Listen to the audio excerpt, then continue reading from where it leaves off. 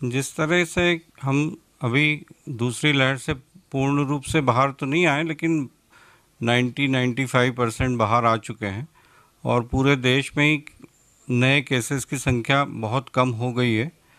तो अभी ये एक सुखद समाचार है।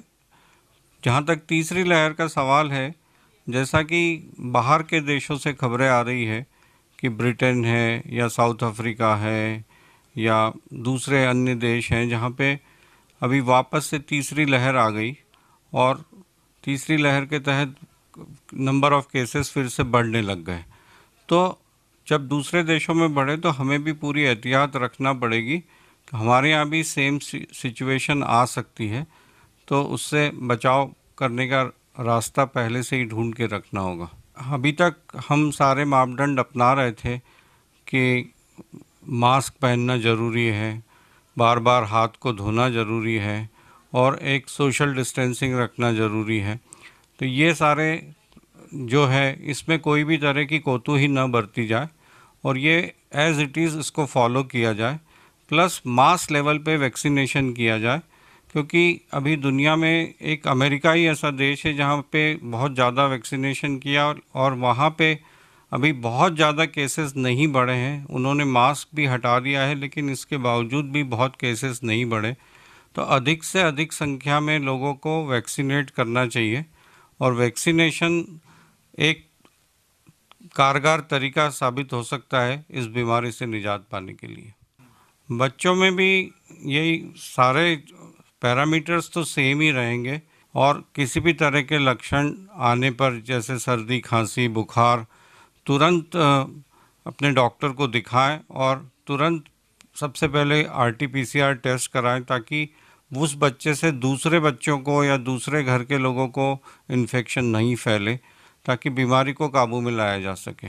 बुजुर्गों का भी यही है कि उन्हें अनावश्यक रूप से घर से बाहर न निकलें, सोशल डिस्टेंसिंग रखें, मास्क पहने और मास लेवल पे वैक्सीनेशन। दोनों डोज लगने के बाद ऐसा पाया गया है कि जिन व्यक्तियों को दोनों डोज लगे उन्हें या तो कोविड का इन्फेक्शन नहीं होता है या होता भी है तो माइल्ड सा होता है, बहुत गंभीर रूप से बीमार वो नहीं होते हैं। अभी तक की जो स्टडीज़ बोल रही है, अगर उसको सच माने तो वैक्सीनेशन कराना चाहिए अधिक से अधिक लोगों को।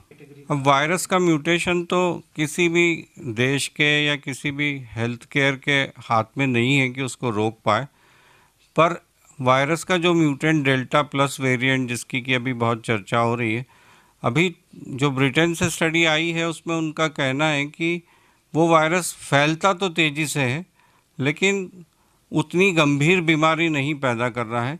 तो जिन लोगों को भी डेल्टा प्लस वेरिएंट से इन्फेक्शन हुआ है वो गंभीर रूप से बीमार नहीं हुए हैं, इसलिए उनमें से बहुत कम परसेंटेज लोगों को भर्ती की आवश्यकता पड़ी है। जितने भी 5-6 तरह के वैक्सीन अभी अवेलेबल हैं ऑल ओवर वर्ल्ड, उनका सबका 85-90%, कोई 94-95% भी बताता है कि इफ़ेक्टिव है कोविड वायरस के अगेंस्ट को कोरोना वायरस से प्रोटेक्ट करने के लिए।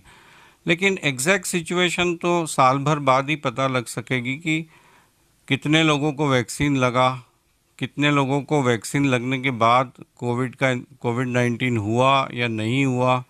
तो एग्जैक्टली तो अभी कह पाना मुश्किल है किसी भी देश के लिए या किसी भी वैक्सीन निर्माता के लिए, लेकिन अभी तक जो डाटा आ रहा है उसमें 85-95% प्रोटेक्शन का वो क्लेम कर रहे हैं। एक हर व्यक्ति को अपनी जनरल इम्यूनिटी की तरफ ध्यान देना चाहिए, रेगुलर व्यायाम करें, पौष्टिक खाना खाएं।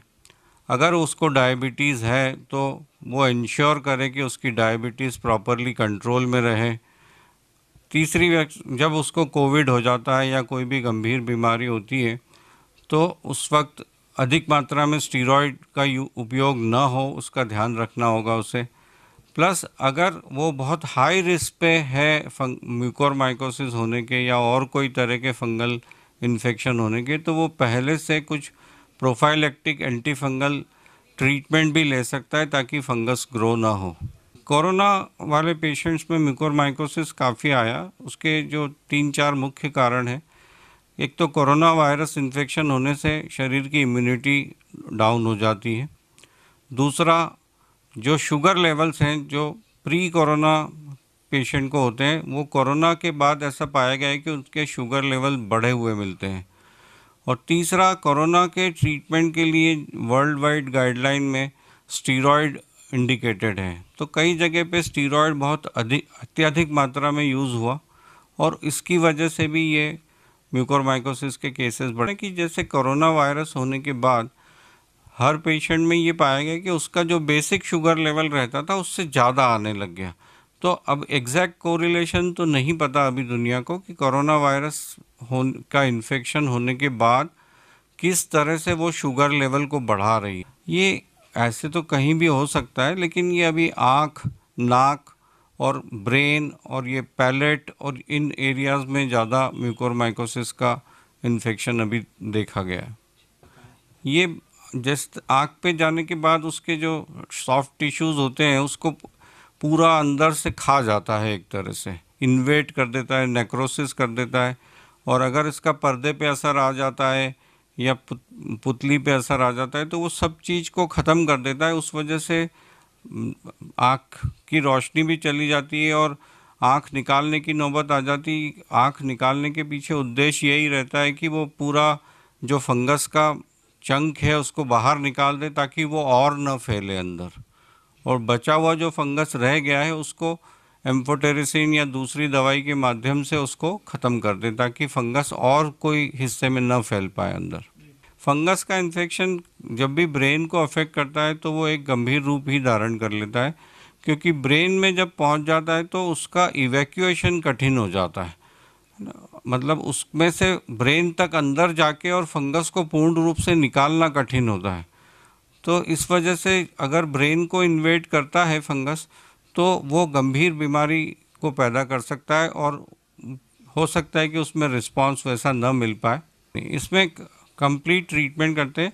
ऑपरेशन से खाली जहाँ जहाँ फंगस है, जिस एरिया को फंगस ने अफेक्ट किया है, फिर भी पूरा फंगस तो नहीं निकाल पाते कितना भी आप ऑपरेट कर दो। तो बचा हुआ फंगस जो है उसको दवाई के माध्यम से किल किया जाता है ताकि वो और फर्दर डैमेज ना करे या फर्दर मल्टीप्लाई होकर दूसरी जगह, आसपास की जगह में जाके उसका कुप्रभाव ना आए।